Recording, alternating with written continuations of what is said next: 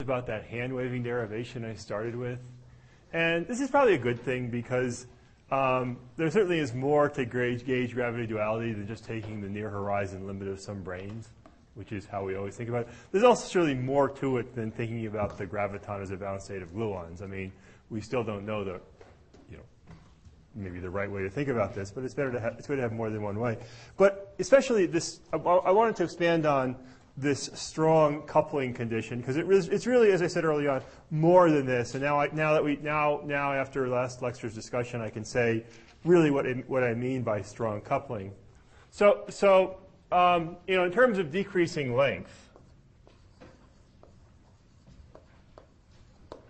the picture one has is that there's the ADS scale and the string scale and the Planck scale. And actually, these two scales, how far apart they are from each other, isn't so important. There are M theory duals where the string theory has merged into the Planck scale. There's only one scale up there, but the main thing is that there's this big that I've emphasized from the start is that there's this big separation. And so the states you're seeing down here are only the mass, they can only involve the massless string states, the supergravity states. And so in particular, they have spins less than or equal to 2.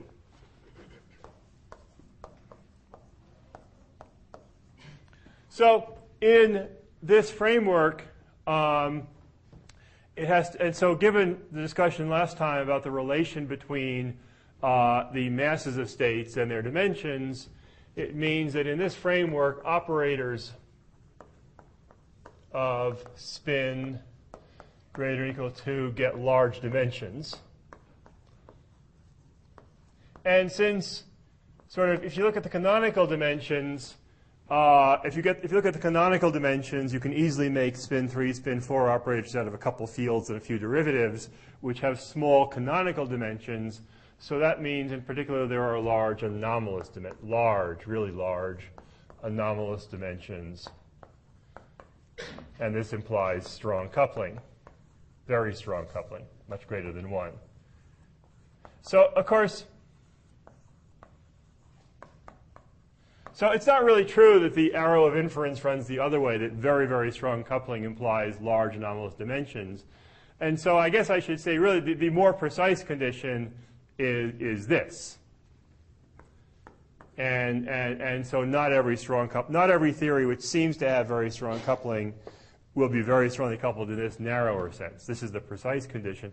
Now there are theories, there are these Vasiliev theories which have infinite families of higher spins, and it's not clear how they fit into this picture. In what sense are those, I mean, in some sense, the Vasiliev seems to be shooting for a theory which is not all of string theory, and yet which has a tower of higher spins. And I can't tell you how this fits into string theory or into ADS-CFT duality, but certainly in this kind of framework where it's a normal low-energy effective field theory, this is it's a narrower condition. This is the condition that has to hold. And again, the conjecture that I'd like to make is that this is actually a sufficient condition.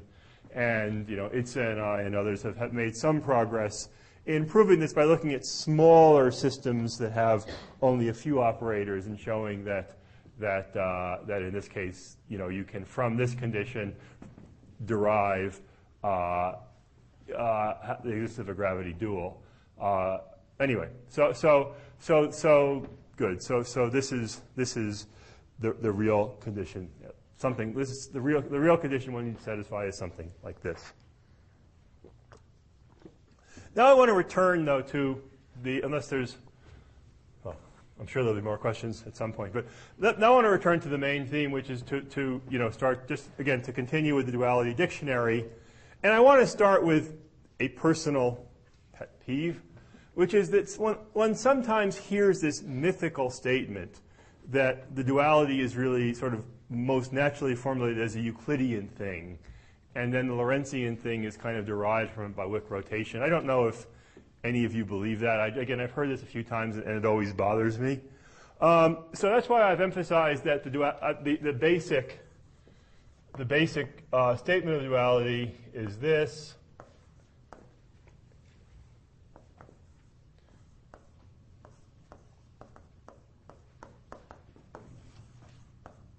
Between operators in the CFT and operators in the bulk, whatever those are.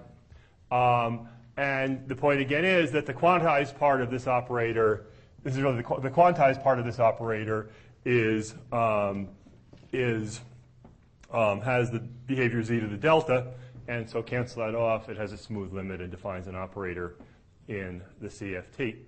And we'll derive, the dictionary often starts with some statement about generating functionals, and this is equivalent to that, as we'll derive today, but I like it in this form. In particular, well, so this statement, as it's made, is neither Lorentzian or Euclidean.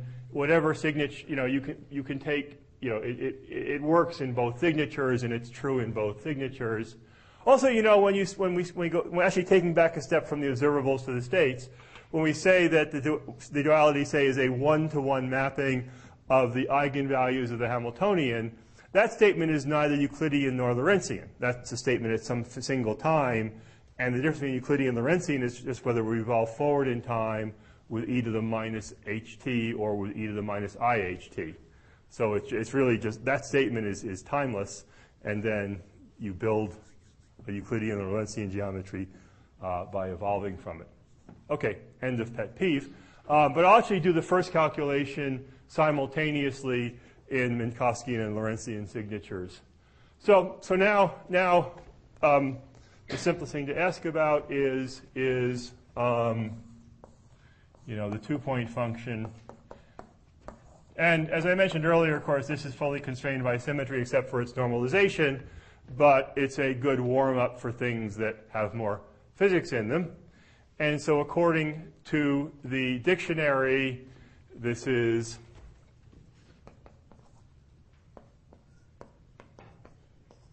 the limit of a bulk propagator.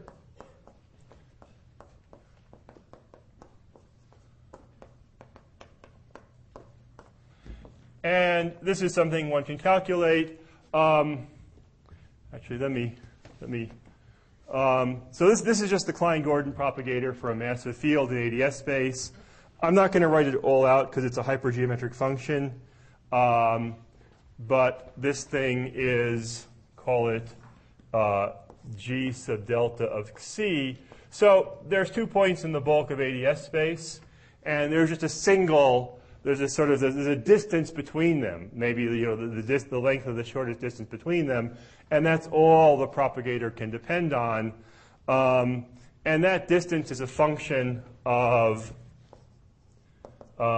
this combination. I think it's z prime over z squared plus z prime squared plus x minus x prime squared. Let me just make sure. Yep. And for some reason, the form of the full hypergeometric form of this thing, again, I've mentioned several times. You should go to Eric Doker's TASI lectures for details. But anyway, this is what it's a function of. And now, again, this so far it all works in either Euclidean or Lorentzian signature. So to continue that point, in Euclidean signature, what I mean is that x minus x prime squared is the sum over the Euclidean directions, I equals 1 to d, x I minus x I prime squared. And in Lorentzian signature, this would be instead the sum from I equals 1 to d minus 1, xi minus x prime I squared, and then plus, I think it's I plus epsilon squared, xi naught minus xi naught prime. I'm sorry, there's no I.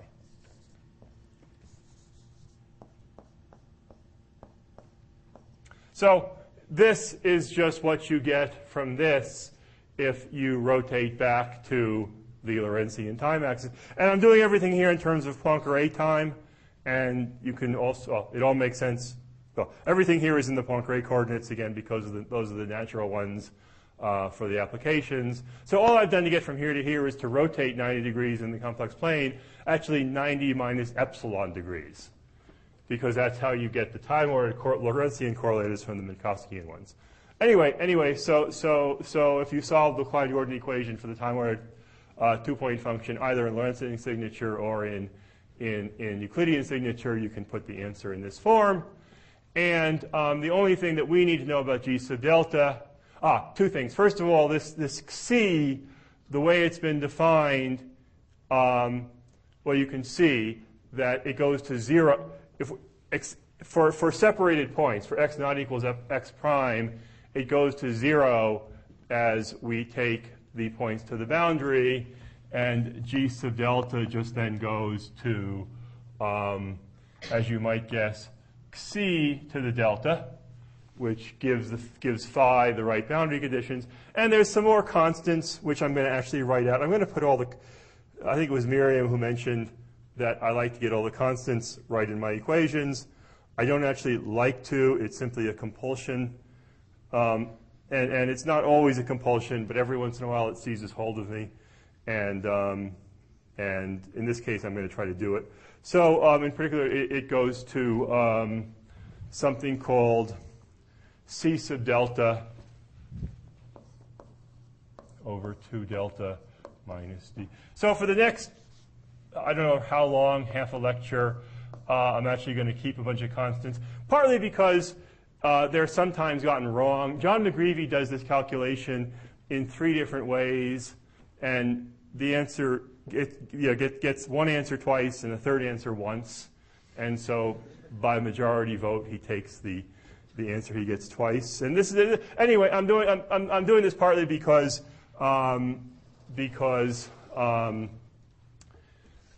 it's possible to get the wrong answer. And actually, when you're comparing these two-point functions with observation, there's a meaning to the normalization.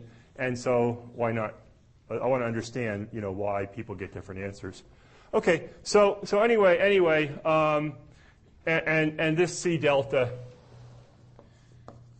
is some. Let's see.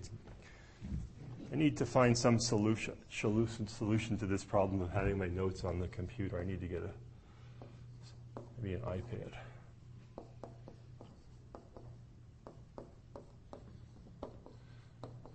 Okay, so far it's just solving the Klein-Gordon equation. When you solve the Klein-Gordon equation, you get a bunch of constants. But anyway, the main thing for the present purposes, as you go to the boundary, you get this funny coordinate C to the delta, and that's just right to give this a non-zero limit. You can now take the limit. Sorry. Since I want to, there's a standard convention in this field, and this is not it, so I'm going to put another normalization constant, C sub O, into there, and later on tell you what the standard convention is for C sub O. Okay, and so when you combine that with that, the two-point function, so you plug this in there, take the limit, and the two-point function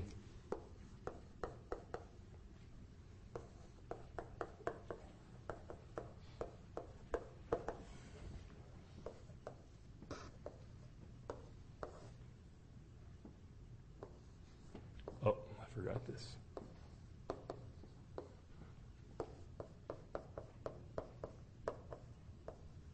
Okay, and there's this eta. I included, when I first wrote down the Klein-Gordon equation, I included for later reference an overall normalization constant in the action, and so I similarly need an overall normalization constant here.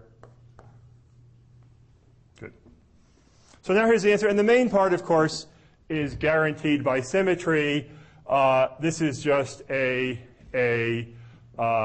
check that we haven't done anything wrong, and so far the answer has no interest. The only interest is normalization, and so far the normalization is just a bunch of conventions. So all we do is a check, a warm up. Of course, you could now extend. We're not going to talk about 3 and higher point functions. So now, if you wanted to extend this to the 3-point function, the 4-point function, things that start to have more obvious physical meaning, again, you just have the boundary z equals 0, and you have some 4-point function of phi's, and you take those all to the boundary, and in the bulk, you have some scalar fields, and maybe they exchange a graviton, or maybe there's some phi fourth term, and so you'd be summing over all of the, you'd be just doing Feynman graphs in the bulk and then taking the limit. But we're not going to do, it's interesting, and it's been done at various times, but we're not going to do any of that. We're going to focus actually on 2-point functions, partly because actually, well, we're going to focus on 2-point functions. It will keep us busy enough, and it's interesting. Yes? In ordinary field theory, I mean, this formula that you've written is very reminiscent of the LSC formula, where in LSC, the right-hand side would be an in or out creation. Yeah, good. Okay. And in ordinary field theory, that formula actually doesn't make sense as an operator statement. It only makes sense when its matrix elements are taken between Wave packets. appropriate wave packets. So is there any analog of that here? So, now, I've never studied axiomatic field theory, and that's not what you're asking about, right? I mean, we're supposed to interpret these things as some kind of distribution, but that's not the question you're really asking. The question I'm asking, if you do the 2-point function Right. calculation in Yeah. the usual LSC formalism, Yeah. and you don't put in that restriction, you come to the conclusion that every wave function renormalization constant is 1 because of the canonical commutation conventions. And so I was wondering whether they're analogous from I don't know of any. I mean, maybe there's something you're thinking of that I've forgotten. I mean, the thing which is more analogous in my mind to LSD formalism is something else, which I probably won't talk about because it's in another direction.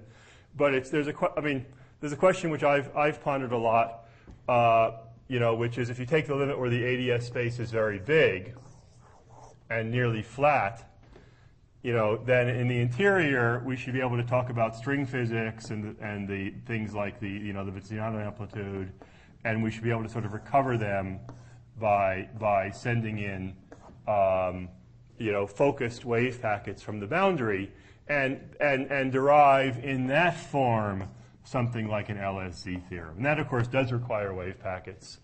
And that's more analogous to what I think you're asking about, but this is a direction that I'm probably not going to go in just because it's orthogonal to what I have time for. Yeah. Yeah. So the correlation functions you compute in the bulk are gravity theory correlation functions. Yes. Do you have an intuitive reason why they should look like field theory correlators when you pull them to the boundary? Just symmetry. I mean, so a field theory in the boundary, a conformal field theory, as I said, there's a small number of axioms: conformal invariance, operator product expansion, associativity, and so conformal invariance is guaranteed by construction. The operator product expansion, again, is just insertion of a complete set of states, and so it's kind of guaranteed by the construction. And associativity, similarly, is just insertion of a complete set of states in different channels. So I think it's a tautology that this definition satisfies. This is a good. I don't know if this is your question, but if it was, it's a point that I'd like to make. That I think it's almost a tautology that if you have a theory of gravity, any theory of gravity in the bulk, this construction then gives you something that satisfies the axioms of conformal field theory. Is that your question? Or? Yeah, but you might wonder that why don't you exchange spin to particles? Why don't you see things like that on the boundary?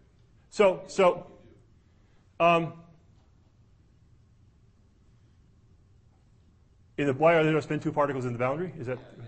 Well, there's no particles in the boundary. There's only unparticles in the boundary. That is, and what are unparticles? Unparticles are particles in the bulk, right? You're not seeing anything exchanged in the boundary. You just have a machine that generates correlators in the boundary, and in some cases we know that those correlators correspond to a specific Lagrangian. Yeah, but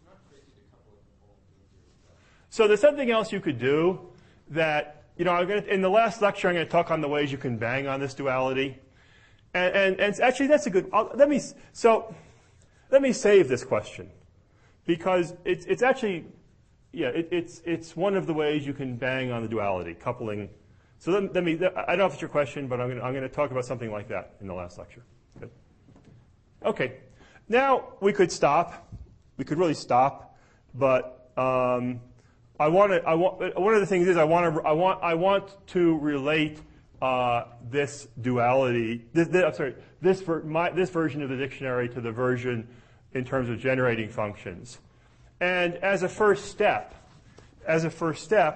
we can consider a mixed 2-point function where we keep one field in the bulk, but we move one to the boundary. So a 2-point function between an operator in the bulk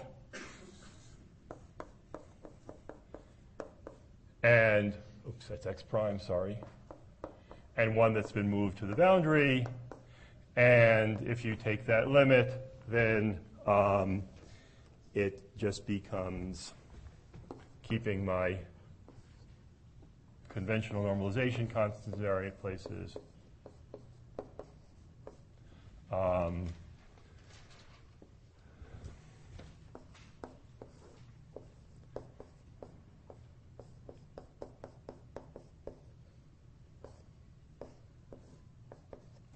And now, if you look at this expression, so again, this is this is again one operator in the boundary, one in the bulk.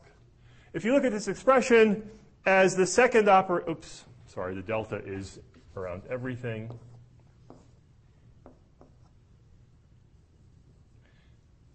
As you move the second point to the boundary, this goes to 0 for positive delta, unless x minus x prime is 0, in which case it blows up.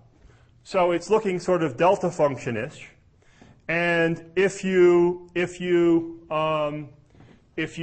integrate this and calculate its weight, you find that as it goes to the boundary, the leading behavior is indeed a delta function. Well, first of all, there's z to the d minus delta. That's the total weight in that function times the delta of x minus x prime, and then time. Actually, this constant was pulled out because it just, in fact, cancels out. It gives, and so you're left with this. Everything else is there. Good. And actually, wait, sorry. No, sorry. There's even. Yeah, that's right. That's right. Good. So, okay. So, before we talk about conventions, let's talk about what this looks like. So, what it's saying is that if we put an operator in the CFT and then probe it in the bulk, this is exactly the non-normalizable falloff. It's the falloff of the mode that was previously fixed to 0. So, this statement here about operators is equivalent to the statement that an operator in the boundary sort of has the effect of turning on the previously fixed non-normalizable mode with a delta function coefficient. And that's actually the way the dictionary is usually stated. And in fact, now the convention, the standard convention is that the operator is normalized so that this is 1, so that an operator turns on this mode with unit coefficient, and so that's the convention that we'll take. So you can go back now and simplify all the equations by using that convention. By the way, it's at this point too that it's convenient. Now that I've had my diatribe and done my calculation, which is equally valid in Euclidean or Lorentzian, now I'm going to actually fix to a Euclidean metric simply because in Lorentzian metric there's an I here. And so I'd have to carry around a bunch of i's in the equations, and nobody does. They always do these calculations in Euclidean signature. So now we're in Euclidean signature, and this is 1. Good. So now. So now that if we insert into the CFT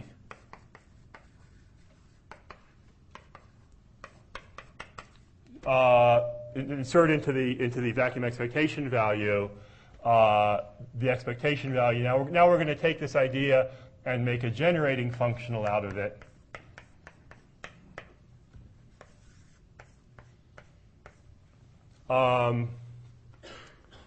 Then that has the effect that in the bulk, in ADS, the function alpha, the alpha of x, which was previously set to 0, is now set to j of x.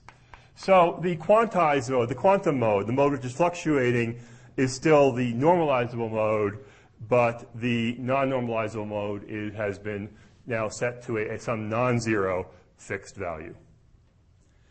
And so now we can state the dictionary this way, the way you probably are used to thinking about it, that the expectation value in the CFT of this operator, of this generating, is equal to the path integral in the bulk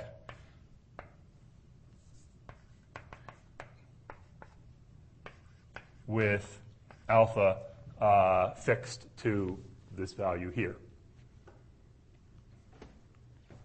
Also, in the planar limit, in the large n limit, the bulk theory is classical, and this is now just e to the minus s classical with the given boundary condition on a non-normalizable mode. So this is the usual statement of the duality. And again, the reason I start with that one is because it's easier to think about the switching between. I find it's easier to think about switching between signatures down here. You have to think harder, maybe, about how to switch between. It's not that much harder, but you start to get more confused, I think. Okay, so I'm going to spend a few minutes on how you actually do this calculation over here. Because again, it's at this point again that John and various other places in the literature still get two different answers, and again, I wanted to understand why that is. So again, the action is I have my conventional normalization, and then d dx dz, and then just the Klein-Gordon action.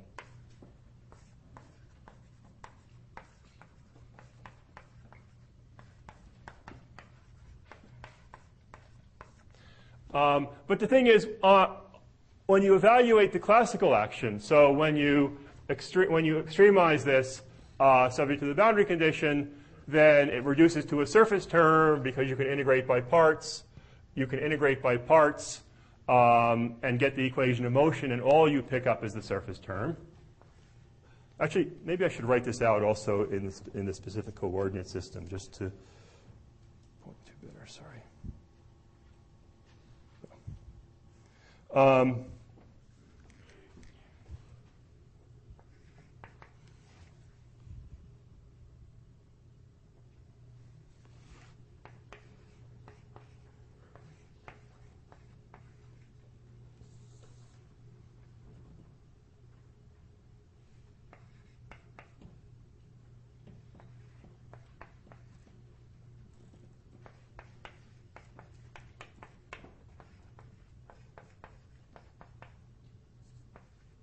So, okay, this is just the surface term you get in the action when it satisfies the equation of motion. So you can drop the bulk term, and I've actually moved the lower bound of z down to some small value epsilon rather than 0. So to keep track of how factors cancel as we eventually take epsilon to 0. And so again, you can solve the classical equation of motion with this boundary condition. So good. So you solve the classical equation of motion with this boundary condition, plug that into the action, it gets to be a surface term, you evaluate it, and it looks like this, except again, it has a slightly different normalization constant in front. And it's not a big deal, but it doesn't seem to affect most calculations, but it's worth understanding what went wrong. And what went wrong, I think there's various ways to think about what went wrong, but there's a simple way to think about it, which is the following. This action as it stands needs the original action needs a surface term added to it. And the reason is if you vary phi, there's a bulk term in the variation, and there's a surface term in the variation.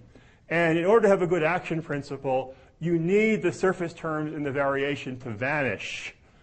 When you consider all variations allowed by your boundary conditions, you need the surface terms in the variation to vanish.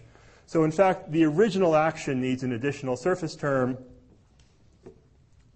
There's more equations in the notes. There's no reason for me to put them all on the board, but I wanted to explain the logic of it.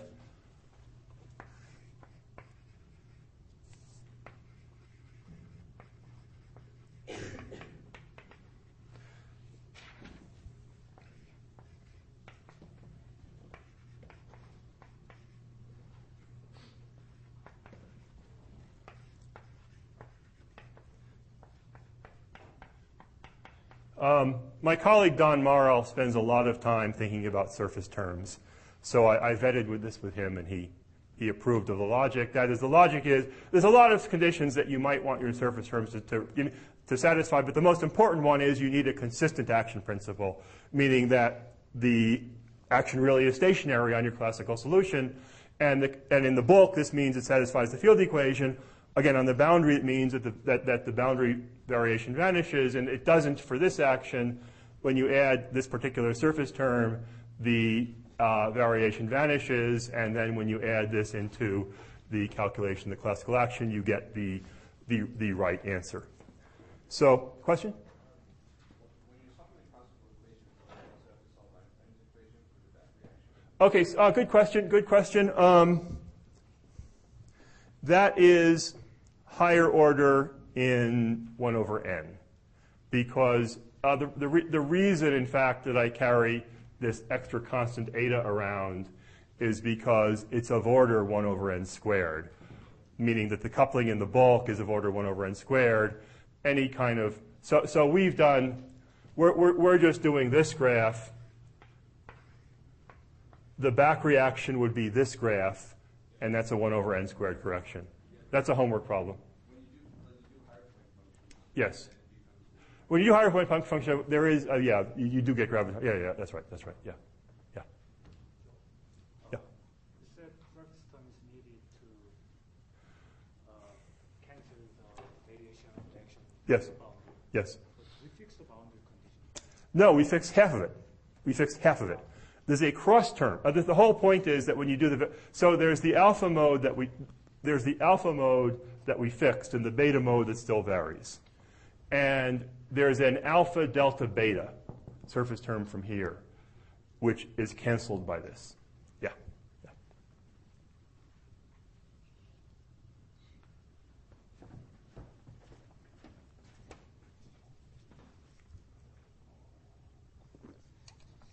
Anyway, it's kind of a OCD-ish point, but it's a point of confusion. And it's one evidence of the point of confusion is that John McGreevy, in his MIT lectures, spent 2 lectures on this, doing the calculation 3 different ways. And I think the essence of it is what I just told you.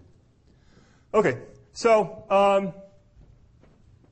wow, actually we're moving pretty well. So I want to do one more 2-point function. This one that has some meaning, and this one that has some meaning also that will segue in later later lecturers to interesting physical calculations. I want to do the 2-point function of the energy momentum tensor.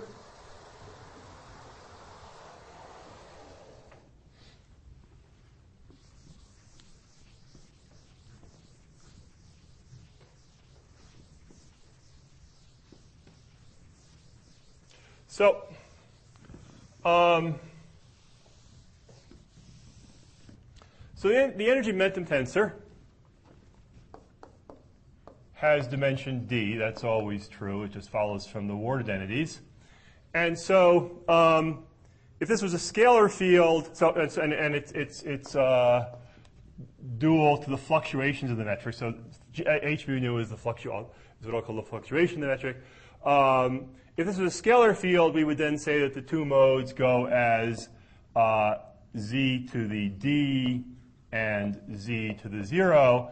And again, that's right if we refer the metric. That's right for not for the metric, but for the metric expressed in local inertial coordinates. So h mu hat nu hat is h mu nu times the, let's see, how do we do this? G mu nu is like z squared, is L squared over z squared in the background.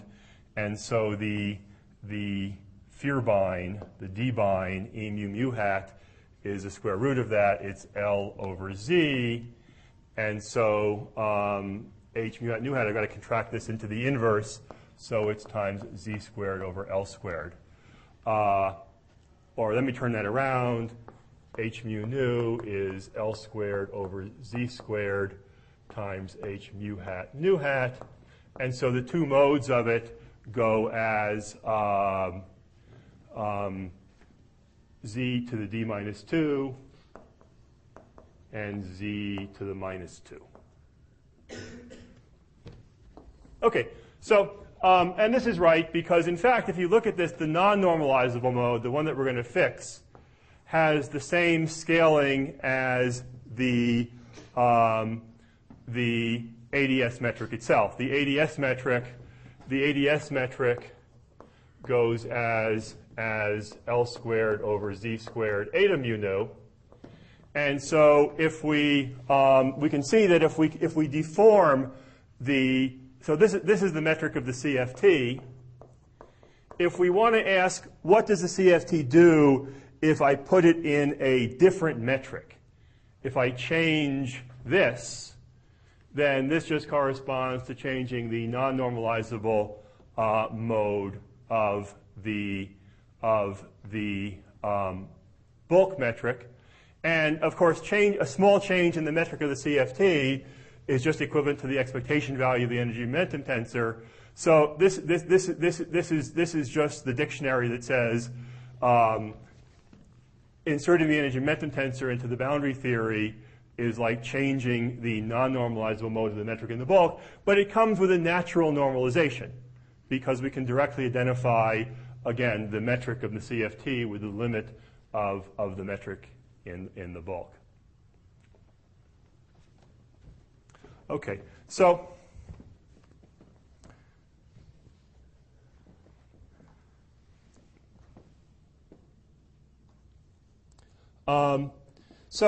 metrics are messy because they have indices, and sometimes we have to work. But sometimes one can be lazy, and we can be lazy because there are some components of the metric where the calculation is identical to the scalar calculation. And that's the case here, namely, if we take the transverse components of the metric, so h12 with k in the 3 direction, the bulk action, in my notes I've included some constants. I'm not going to focus. Well, I'm going to keep the constants.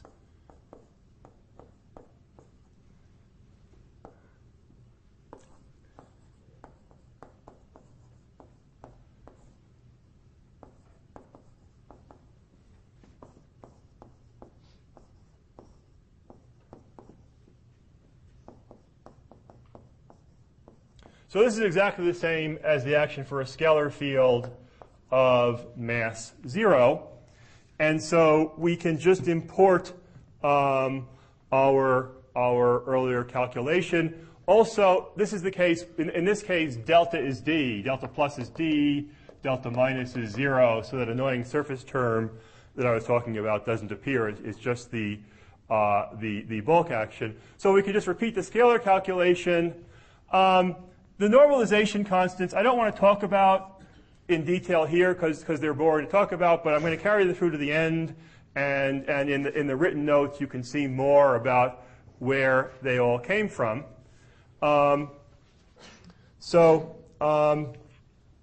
You find that, yes, please. Usually there's a given talking term for the metric. Yes.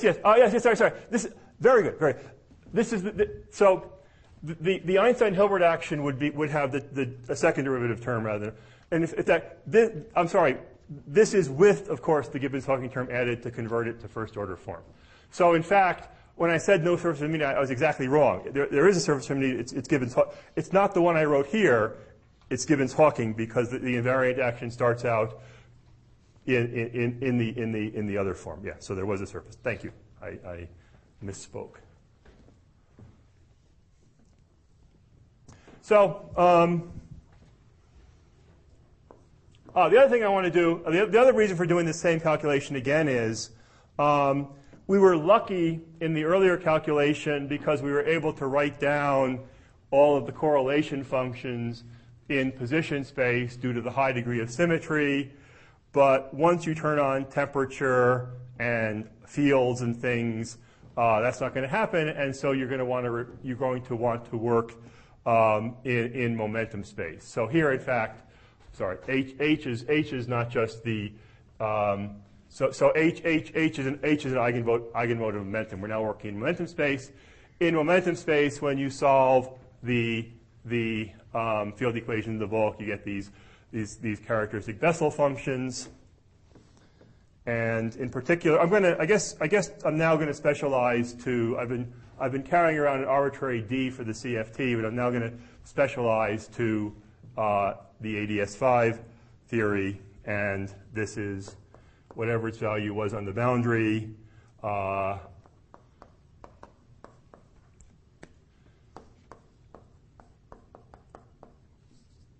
Okay, so it's a Bessel function, and it goes on the boundary. This combination goes to a constant, which we're just interpreting as the perturbation of the boundary metric. And as you go down to the horizon in these Euclidean calculations, this Bessel function goes to 0. If you continued it to the Minkowski space case, well, you can figure out what happened. But indeed, in this form of doing the calculation, it's always easier to think, I think, in the Euclidean case.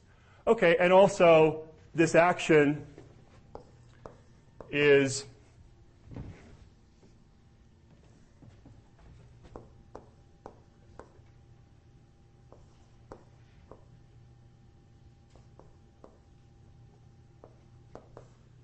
after using the equations of motion to reduce it to a surface term.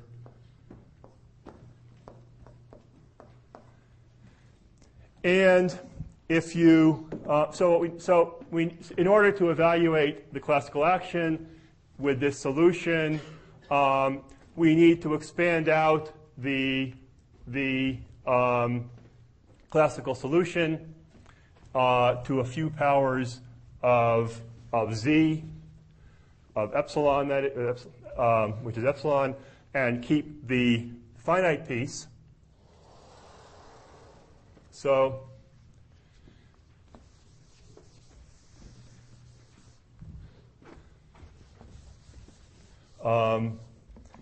H classical is 1. I'm sorry, it's the overall thing times 1, and there's an order k squared z squared piece, and then there's the piece we're going to care about, which is k to the 4th z to the 4th log k, and I'm going to again write the normalizations down, minus 1/16.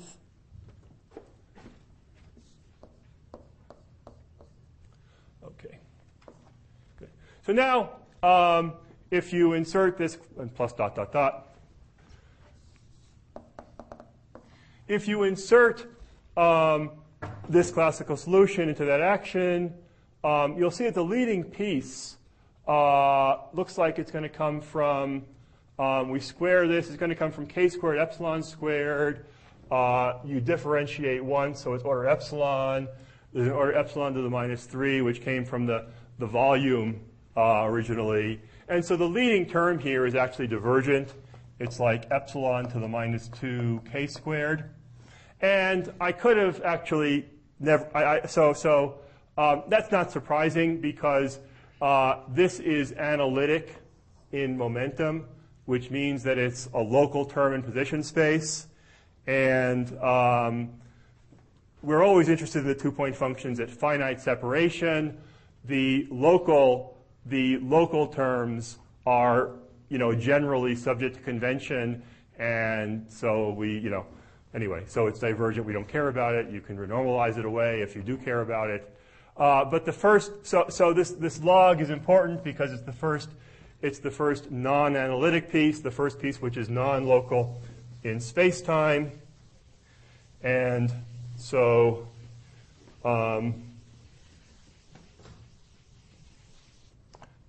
when you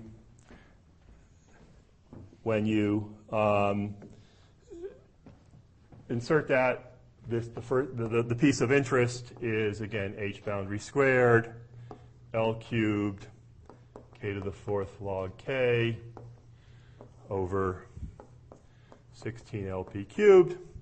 And now, if we translate this into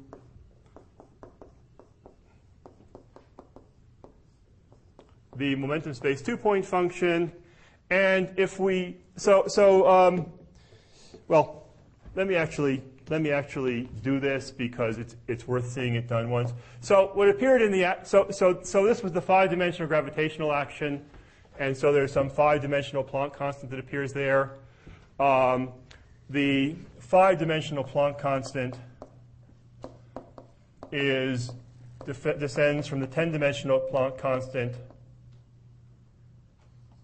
by dimensional reduction. So you pick up a factor of the volume of the 5-sphere, which is pi cubed L to the 5th.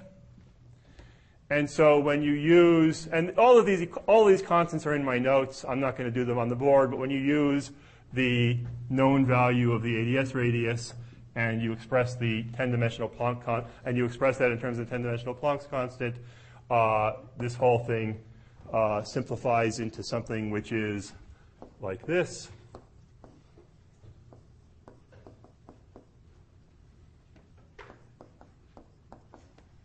Okay, so there we've done a two-point function, and later on, so this is the same. Once you turn on temperature, and you look at the appropriate Lorentzian retarded Green's function, this is the same two-point function that you read the viscosity off of. So again, I'll leave that for Damson. But for today, the normal. So by the way, first of all, in position space, this is 1 over x to the 8th. Again, it had to be because these are dimension 4 operators, so their two-point function goes as 1 over x to the 8th. But the normalization is actually interesting because this particular two-point function in this theory cannot depend on the 't Hooft coupling. It's related by supersymmetry to the anomaly coefficient for the R symmetry, and so it can't be renormalized. And so that means that one can calculate this coefficient, this two-point function, in the weakly coupled theory, the gauge theory, and the value you get had better be the same as, none of these funny 3/4 factors had better be the same as what you get from the gravity calculation, and indeed it is. In fact, this calculation was done by Gubser and Klevenoff a few months before Maldacina's paper appeared, and they just came this close to stating the duality and stopped. But they really had the idea of the duality in comparing these calculations. It's sort of like the relation between Poincaré and Einstein. One guy had all the equations, and the next one came along and said, well, it's just that. Right? Anyway.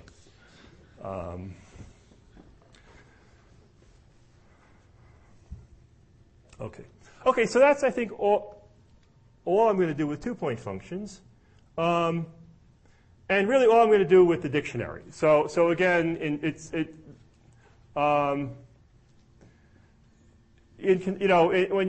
condensed matter physics, they're usually just measuring 2-point functions. They kick the system in some way, and they see what happens somewhere else. A conductivity is a 2-point function, and so on. And so most of the calculations are versions of this. Okay, so if there's no questions, I'll start lecture 5.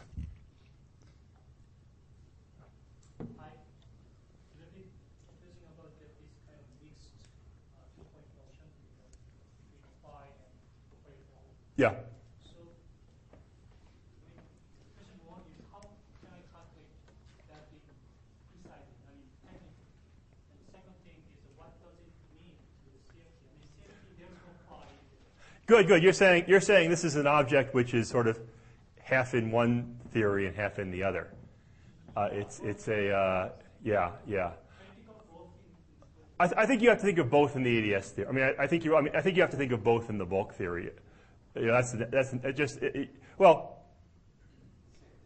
same thing. It's right. It's something where I can only it has to go in the bulk theory, but the O piece is the thing which in the bulk theory is obtained as it's the thing which will be the. So let's say if I want to Yeah. have if I want to calculate some meaningful point in the dual CFT side, this kind of mixed 2-point function doesn't do anything. No. It was just the reason I introduced it at all was it's really used in the bulk. It was an auxiliary quantity to give this interpretation of O, the boundary thing, the CFT thing, as corresponding to a perturbation of the boundary conditions in the bulk. And by the way, let's think about this another way. Let's think. And in fact, we're about to use the idea. So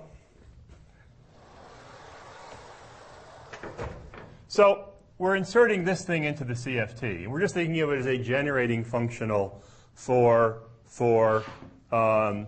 changing for getting the operator correlators. But we could also think of this as actually something that we've actually perturbed the CFT. We've given it a different Hamiltonian. And what does that mean in the bulk in the CFT? Well, we can't really change the Hamiltonian of string theory. String theory up in 10 dimensions, the Hamiltonian doesn't have free parameters. It is what it has to be. And so if we perturb the Hamiltonian of the CFT, it can't be the Hamiltonian. It can't be the local physics of the bulk theory that we're changing. And the only thing we can change really is the boundary condition. So the point of that mixed object was just to develop that bit of the dictionary. It's not something which has some specific physical significance in the CFT. Yeah. So that boundary term you had for the scalar field, so I think, isn't there a CFT way to think about that where you talk about conformal word identities and 3-point function? This term.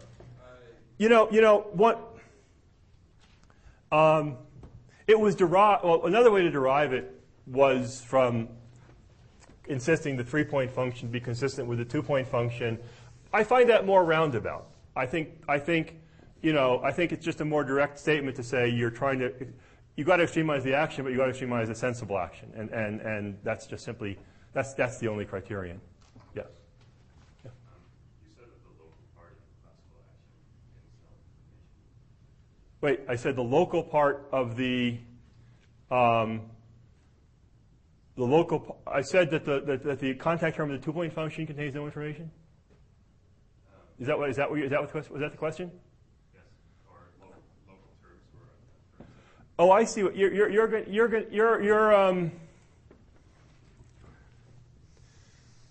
That's an interesting point because you're going to say that in this work of de Boer, do they extract physics from them?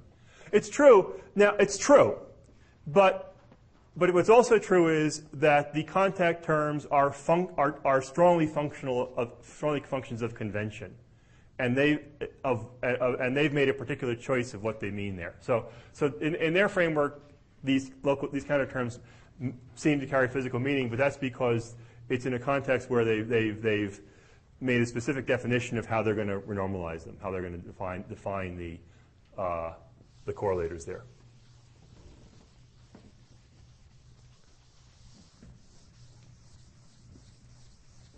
So my last subject then is, so we focus really on only one example, the n equals 4 example, which has lots of symmetry.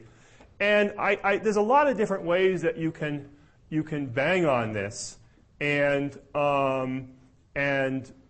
get much more diverse examples. And there's many reasons for doing this, but we can list a few goals. One goal I mentioned earlier, and Tom mentioned, is duals to the landscape. So the same construction that gives you the landscape of stabilized string vacua gives you a lot of anti-de Sitter solutions to start with.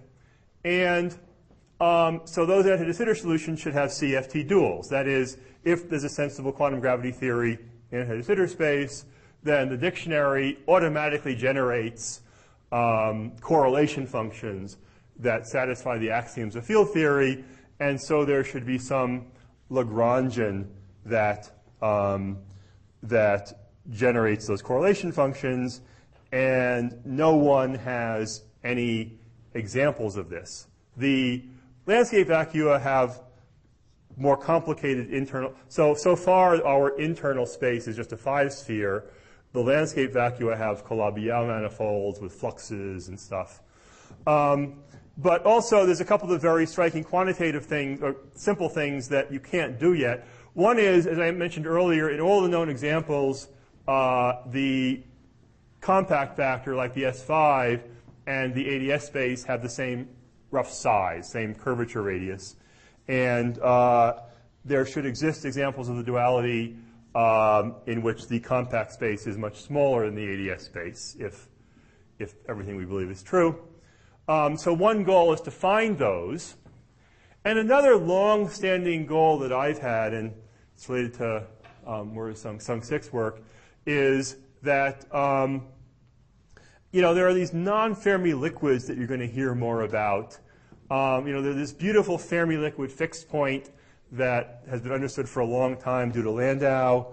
And then there are, seems like when you couple this to additional modes, there's some new universal fixed point that nobody understands, or everybody understands, but each of them understands it differently. And so there's some sign that there might be some useful, some job for ADS-CFT duality in terms of giving a simple way to think about this fixed point. And so one of my goals for a long time has been to find ADS-CFT duals where on the field theory side you have something like a Fermi C, a density of fermions where you have these low energy excitations that live near the surface. So you'd like to, those are two goals for, part of what I want to do here is develop a toolkit for more general examples of duality, and those are two goals I have in mind. And so far, I don't think my toolkit is big enough to reach either of those goals, but it's good to have a goal you can't reach. Even bigger, if you ever do reach those two goals, of course, an even bigger goal is to reach the dual construction of string theory in de Sitter space or more interesting cosmological space times. But that's going to require something more than a toolkit. It's going to require, some new ideas.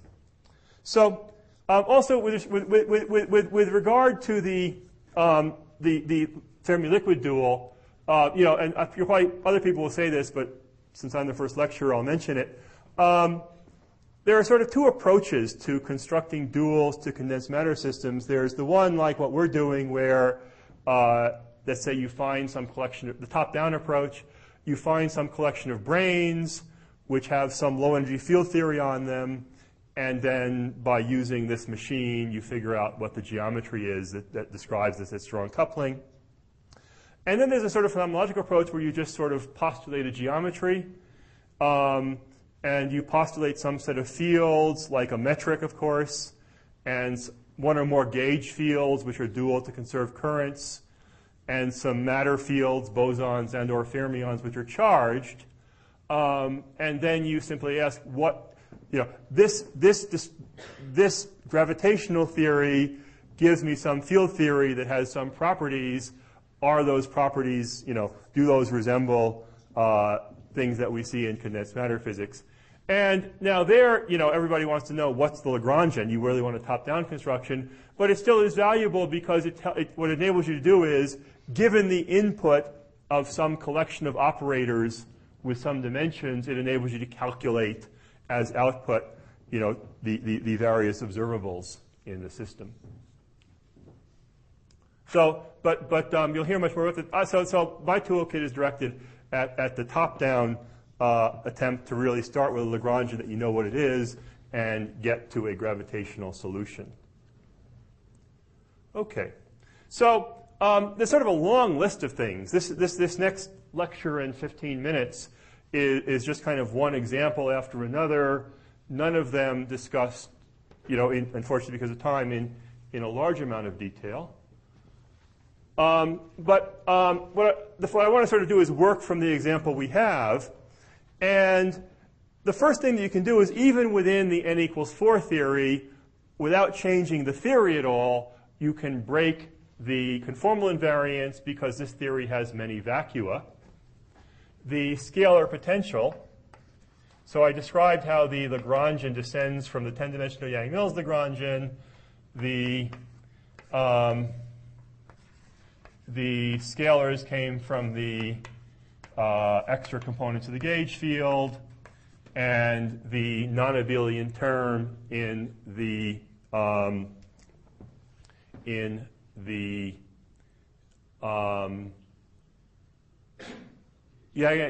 gauge action gives us this characteristic commutator potential, which is very interesting for many reasons. I'll mention another interesting thing about it in the next lecture. But for now, the main point is that it has lots of vacua, because as long as these scalar fields are n by n matrices, but as long as the matrices all commute, that is, as long as they're all diagonal on the same basis, then that's a vacuum. And it has a simple interpretation in the dual theory, because these scalars in the gauge theory have the interpretation as the collective modes of the d-branes. So this corresponds to, as we take the near horizon limit, not having all of the d3 branes on top of each other, but having them. So if these are the directions sort of transverse to the d3 branes, and we're looking at them end on, instead of having them end on, instead of having them coincident, pulling one or more or even all of them out, so that like that. And so in the gauge theory, this is a minimum of the classical potential. It's actually an exact minimum of the theory, an exact vacuum of the theory, because of the large degree of supersymmetry. Over here in the gravity theory, you've got these parallel d3 branes, and of course these are BPS objects. These are Ramon charges in addition to their gravitational interactions, and because of supersymmetry, all the forces balance, and this configuration of parallel d3 branes is stable. Now, just kind of to be complete, to mention this, I mean, it's the simplest way to break conformal invariance, and from the point of view of the applications, this is, these are fundamental scalar fields, and for the most part, in heavy ion physics and in condensed matter physics, you really don't want fundamental scalars. These are a bit of an artifact that come along with the supersymmetry, and in some I've tried to make these top-down constructions of fermion liquids for a long time, and one of the problems is instabilities. Once you have this density of fermions, the theory is not supersymmetric, and you're no longer protected against phase transitions. And in fact, once you break the supersymmetry, you really want the vacuum to be the original one where all of these things were coincident. You don't want these things to be out there breaking all of your symmetries. And so one of the annoyances in making a top-down Fermi liquid is stabilizing the system so that the true vacuum with broken supersymmetry is the original one, and not with these scalar fields running out to some finite distance or even to infinity.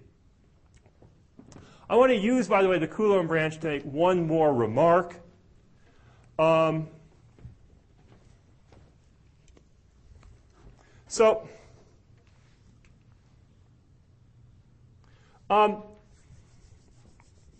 asserted this. This is an aside, but I think it's an interesting. I asserted, and everybody asserts to you that the n equals 4 theory is conformally invariant. Well, first of all, scale invariant, and then conformally invariant.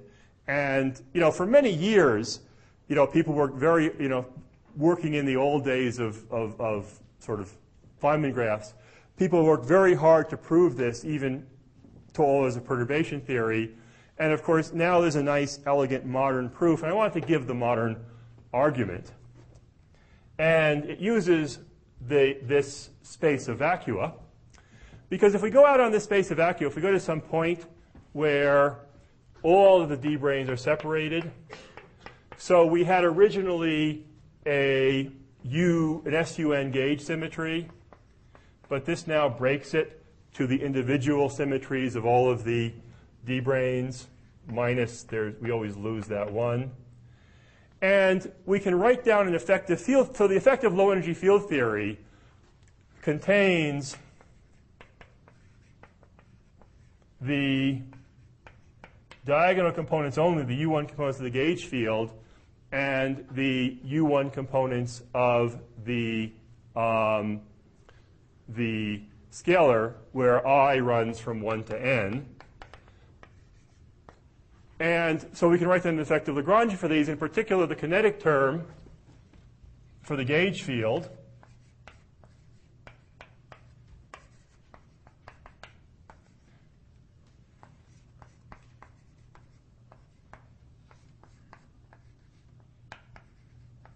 Okay. Now, if the original n equals 4 theory had a running coupling, I would have to tell you what scale I was evaluating that G at.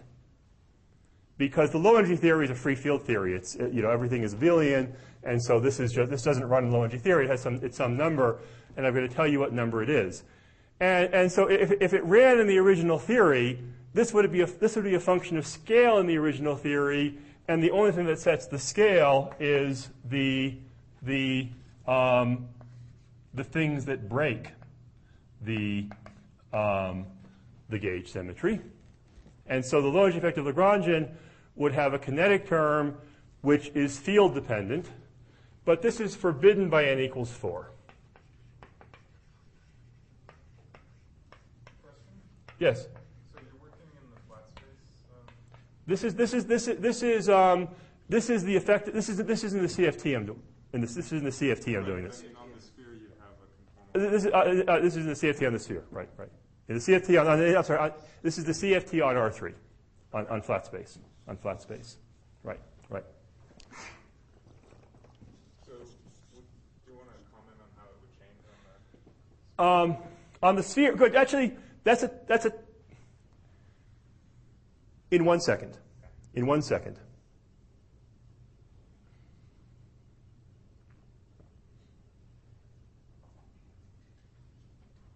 Yeah.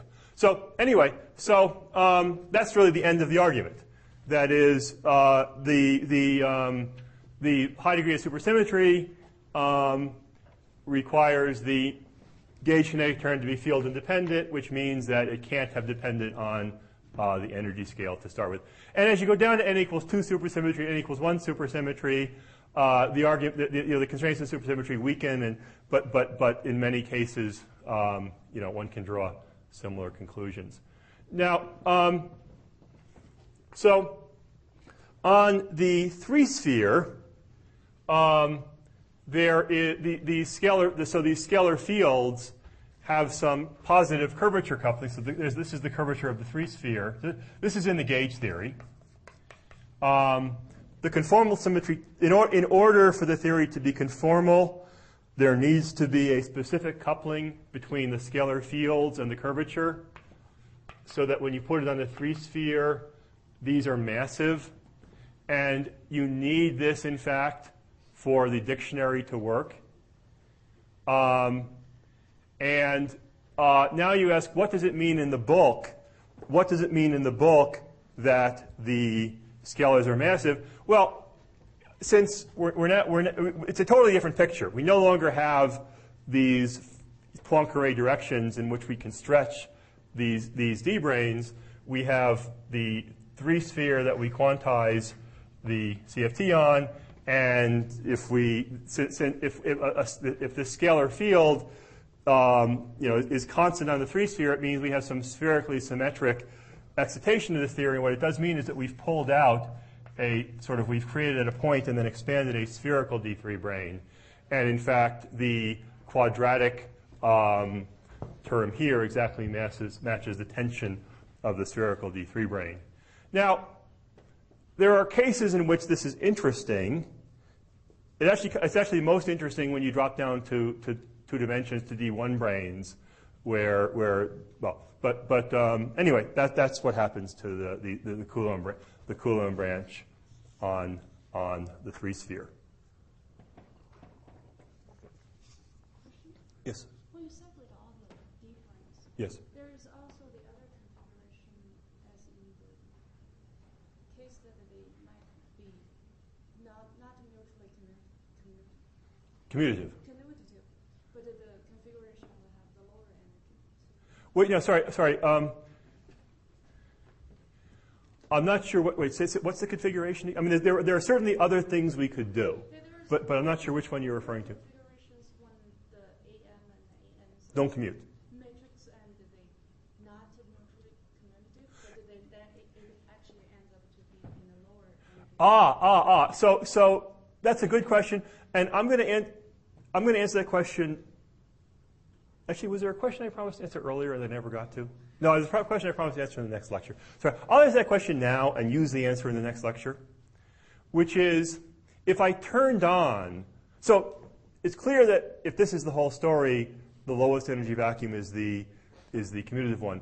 If I turned on some additional background field, which coupled to the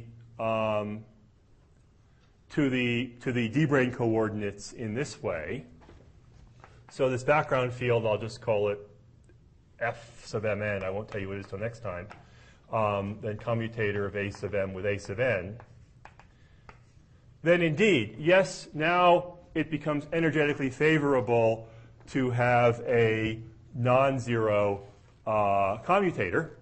And there's some low energy vacuum in which the D3 branes are pulled out. But what does it mean for them to have non-commutative coordinates? And in fact, this was a very nice observation of Rob Myers. What it means, in fact, is that the D3 branes pull out, but they don't pull out like this. They enlarge into they become a circle. They become a continuous spherical object, so they become a D5 or NS5 brane. So previously the D3 branes were just on flat 3 dimensions. This is now a 5-dimensional object, which is still stretched in those 3 dimensions times S2. And in fact, the very next subject is a perturbation of the n equals 4 theory in which exactly this happens. So thank you for your question. Yeah. So in fact, there's lots. I mean, there's. Okay, it's time. Thank you. I'll stop there and continue next time. And remember what I just told you. It's just this. It's just this fact that you can, in some